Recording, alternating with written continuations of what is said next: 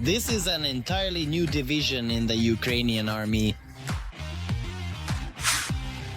In just a few months of operation, they forced the Russians to abandon their tactics of attacking Ukraine and additionally secured the skies over our territory. Mobile fire groups, which have already proven their effectiveness, now operate not only on land but also on water. Around the clock, river patrols protect the sky from missiles and drones and the shores from enemy sabotage and reconnaissance groups. How do they operate? What are they armed with? And what targets are they capable of destroying? This is what we'll discuss today in Arsenal.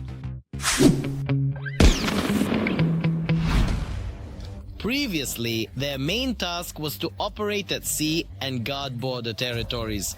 However, the war dictated a new rule. Since the full-scale invasion by the Russians, hundreds of military threats have loomed specifically over the river waters. The response was the formation of river mobile groups. The main victory of the river patrols today can be considered the inability of the Russians to launch drones over the waters of our rivers.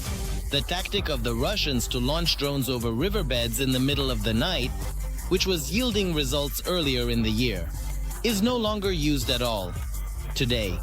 Previously, they prioritized and directed their efforts along the Dnipro riverbed, and not just the Dnipro, but now they are trying to find loopholes through land corridors. Our presence on the Dnipro River specifically blocks this access along it, and I think, as experience shows, that the work is quite effective. The work has undoubtedly proven to be so effective that many Defense Force units have received similar boats this year, significantly reducing the number of strikes on peaceful cities in Ukraine. During the latest enemy drone raids, mobile fire groups shot down 57% of the total number in the northern direction. Mobile fire groups carry out missions both on water and on land. These are warriors from the ranks of naval forces, territorial defense, the National Guard, and the State Border Service of Ukraine. In essence, there is nothing new in the use of patrol boats, but integrating them into the air defense system that was done for the first time.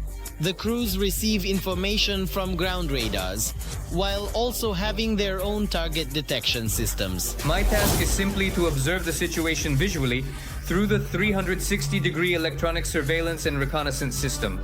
In other words, like the eyes of this boat. Also, sitting here, on combat readiness number 1, I can open fire. And there is plenty to fire from. Depending on the type of boat, it has different models of armament. But to generalize, the vessels are equipped with anti-aircraft guns, heavy machine guns, and small arms. Very convenient. I have a joystick here. Everything is controlled very precisely.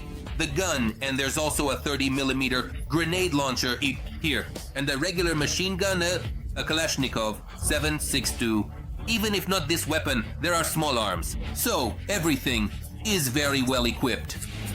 Moreover, the equipment allows for effective operation both day and night. This system includes night vision devices and a thermal imager.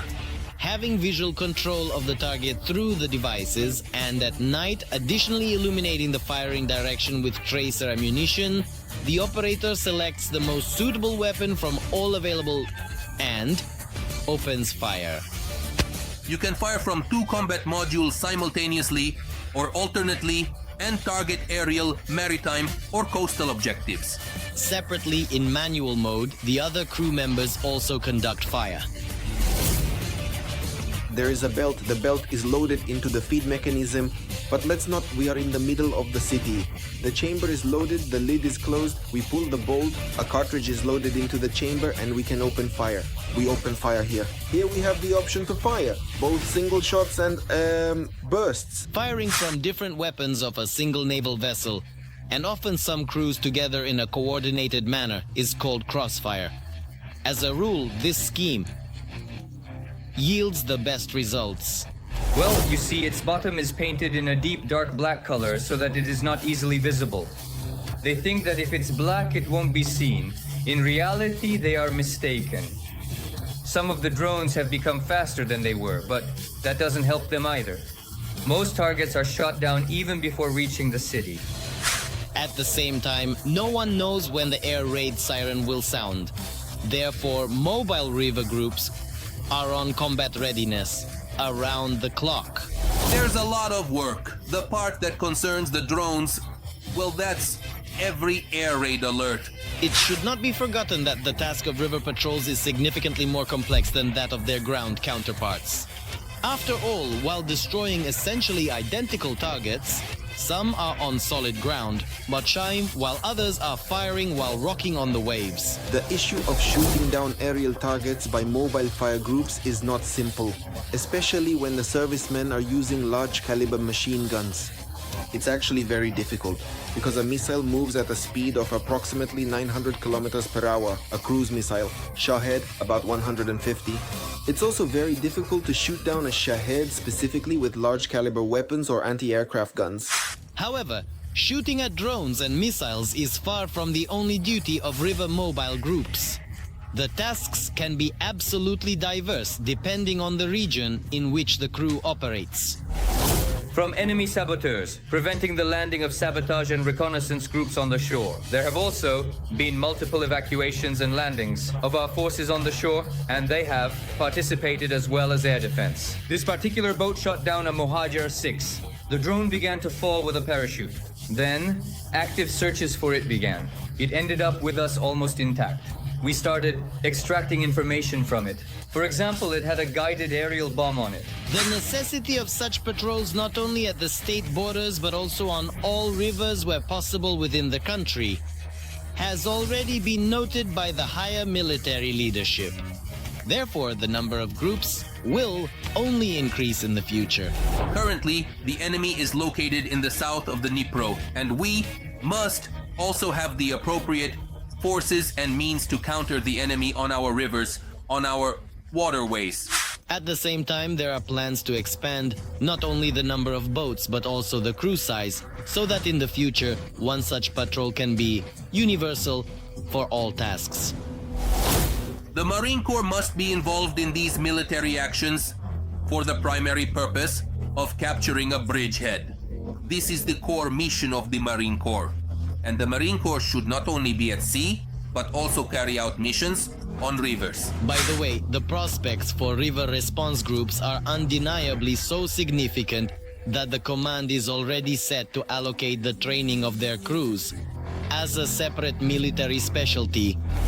This is very different from the deployment of ship crews at sea. Therefore, we are implementing this experience, and in the future, we will study it in our higher naval educational institutions to prepare future officers, who will serve on rivers. What do you think about the idea of creating patrols on our rivers?